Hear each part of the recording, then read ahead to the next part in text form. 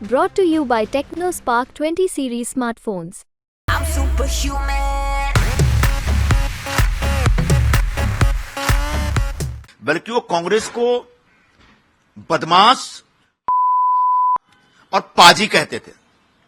वे कांग्रेस वालों को कहते थे, किन्नर कहते थे।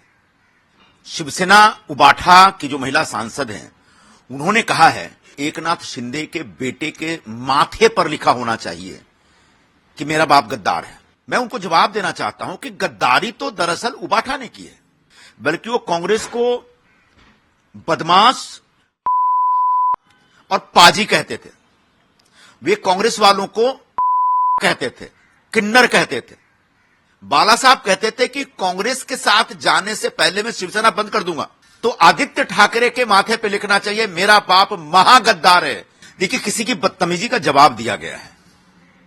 शिवसेना उबाठा की जो महिला सांसद हैं, उन्होंने कहा है कि महाराष्ट्र के माननीय मुख्यमंत्री एकनाथ शिंदे के बेटे के माथे पर लिखा होना चाहिए कि मेरा बाप गद्दार है। उनके बेटे श्रीकांत शिंदे इस समय कल्याण लोकसभा क्षेत्र से महायुति के उम्मीदवार हैं। मैं उनको जवाब देना चाहता हूं कि गद्दारी तो दरअसल उबाठा ने की है। उद्धव ठाकरे जी ने गद्दारी की। उन्होंने वोटर के साथ गद्दारी की, उन्होंने बीजेपी के साथ गद्दारी की और उन्होंने बाला साहब ठाकरे के साथ गद्दारी की है। बाला साहब जी ने कभी भी नहीं कहा था कि कांग्रेस के साथ जाना चाहिए, बल्कि वो कांग्रेस को बदमाश और पाजी कहते थे। वे कांग्रेस वालों को कहते थे, किन्नर कहते थे। बाला साहब कहते थे कि कांग्रेस के साथ जाने से पहले मैं शिवसेना बंद कर दूंगा। बाला साहब कहते थे कि हम शिवसेना को अगर कांग्रेस के साथ जाना पड़ा तो हम चुनाव कभी नहीं लड़ेंगे। और ऐसे बाला साहब के साथ गद्दारी की है शिवसेना उबाठा के लोगों ने।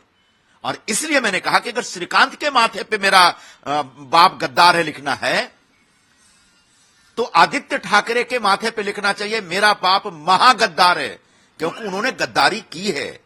उन्होंने महाराष्ट्र के मतदाताओं के साथ गद्दारी की है, उन्होंने बाला साहब के साथ गद्दारी की है और उन्होंने जो युति था जिसमें शिवसेना और बीजेपी ने मिलकर के वोट मांगा था, उस युति के धर्म के साथ गद्दारी की।